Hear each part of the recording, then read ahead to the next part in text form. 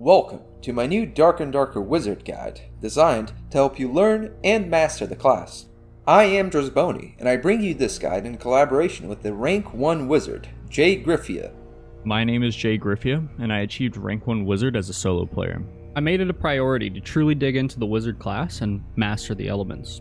I'm highly competitive and will always strive for that sweet Rank 1 position. We made sure to include something for everyone, with the video being split through a few different sections of increasing complexity. We'll begin by going over helpful information and introductions for beginners, then follow with breakdowns of the wizard's spells and perks, and then conclude with a guide to wizard combat and 10 advanced tips at the end for more experienced players.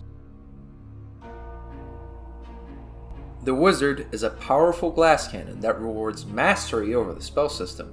He has access to a variety of high damage ranged projectiles as well as some of the best buffs in the game. It is a very versatile class that can be played in many different styles, which means it has by far the most skill expression out of any class. Let's take a look at some of the pros and cons of the class. As far as pros go, the wizard has insane damage from projectiles, even in starter gear, the best movement and escape options in the game, very good 1vx potential, while also having some of the best scaling with good gear. Cons the wizard has to endure come in the form of very low health and armor, slow interaction speed, mostly slow projectiles which lose effectiveness at long ranges, and lastly, a lot of downtime because of the need to meditate. With all this in mind, the wizard, when mastered, is extremely strong. Good movement and proper use of haste make the wizard feel untouchable to any melee class, and invisibility allows him to fight the ranger or other wizards. For this reason, we think the class can be considered one of the two best in the game, sitting alongside the ranger, or arguably even above it. The wizard's spell system is relatively simple. You can hold E to open your spell wheel, where you can select any of your equipped spells. Once selected, hold right click with a casting weapon to channel the spell. When the bar fills up, you can let go of right click to cast it, or press F to cancel it. Different spellcasting weapons can have different casting animations. Some are also faster and slow you down less. Your best option is a spellbook or a crystal ball. You can buy however many you want for very cheap whenever the alchemist has them in stock.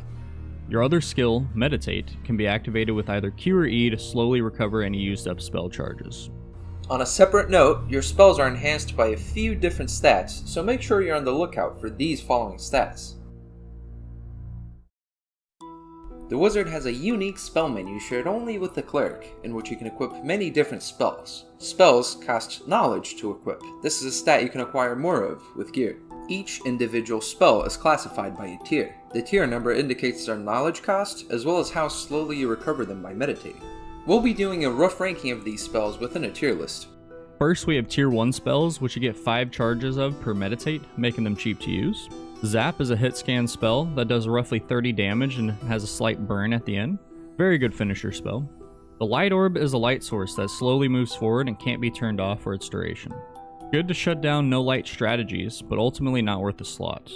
Ignite is a buff that lights any equipped melee weapon on fire, giving it some extra fire damage and a burning tick. A good buff that increases the wizard's melee potential. Tier 2 spells, numbering roughly 2 charges per Meditate. Slow is a good debuff, but not strong enough that it should ever be taken over any other wizard spells. Ice Bolt is a slow projectile that slows a little on hit, a little bit weaker than Zap because of how slow it is. Tier 3, numbering roughly 1.5 charges per Meditate.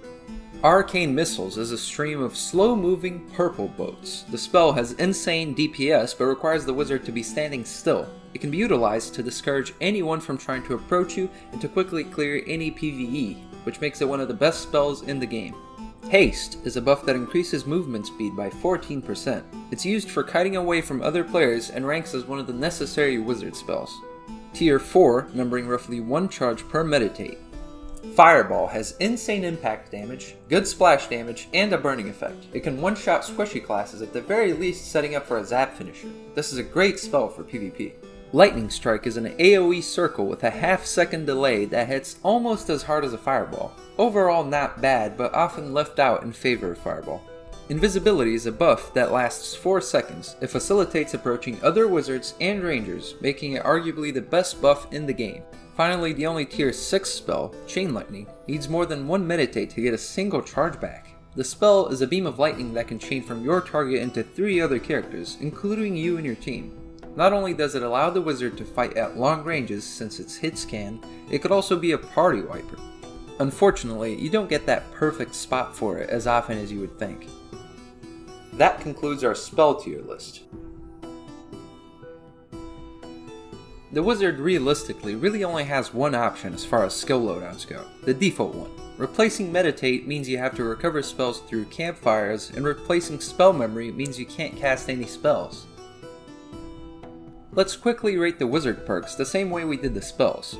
Ice Shield's effects are probably not meaningful enough to warrant equipping over most other perks. Quick Chant is pretty necessary as it makes the wizard feel much better to play.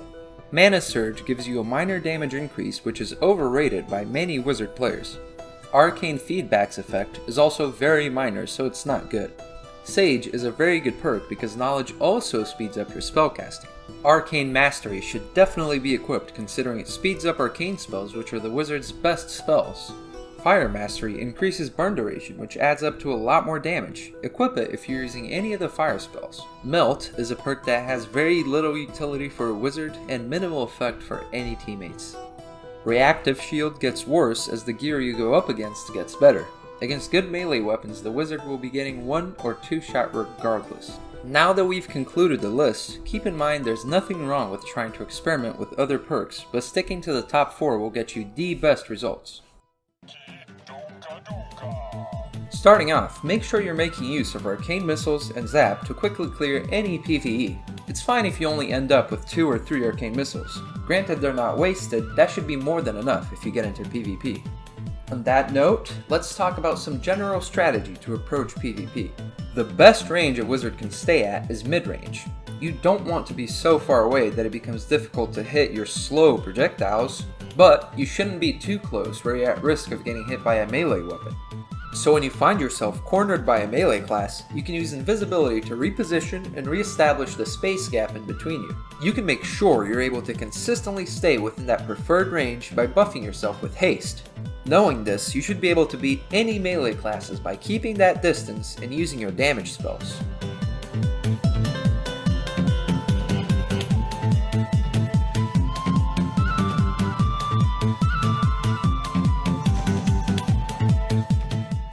The only threats to this game plan are classes that can also be effective at mid-range, such as rangers or other wizards.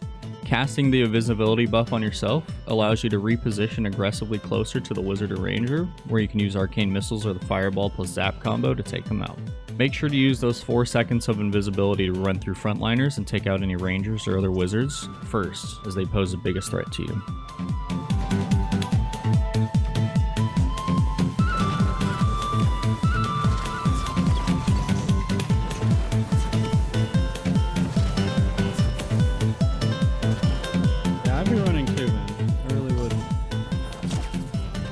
I think he just healed me. In this section, I'm going to rapid fire through 10 of the best tips we can give you to put you a step above the other wizard players.